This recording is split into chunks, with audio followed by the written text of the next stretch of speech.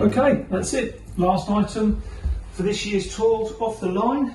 My cherished 2019 Ride and Seek shirt. And that concludes all the equipment for this summer's tour.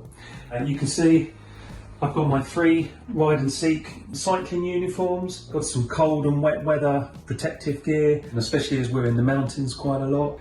I've got my helmet, my cycling shoes. I carry a spare pair of cleats with me for the cycling shoes. It's very easy to wear your cleats down, so it's important to have a spare pair. I also carry brake disc pads specific to my bike, a spare tyre, my water bottles, and for me specific as one of the event first aiders, I have my first aid kit, which is quite comprehensive. I have all my appropriate charging leads for my devices, my iPad, my Garmin, and I have a mobile battery charging unit, which I'd recommend everyone has to charge their devices during the day. I carry spare spokes, spare derailleur hanger.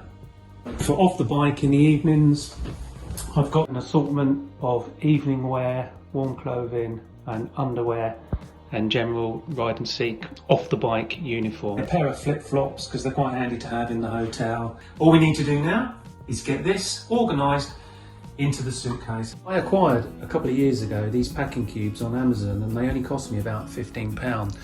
They enable me to pack cycling shirts, cycling shorts, my evening clothing, and this helps me keep myself well organised as we're moving hotel every night. It's just great to have this level of organisation within your suitcase. Important to ensure that your spokes go somewhere where they don't get bent.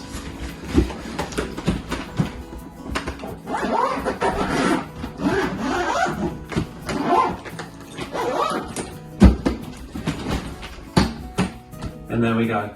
We're ready for our next Ride and Seek adventure. See you on the other side.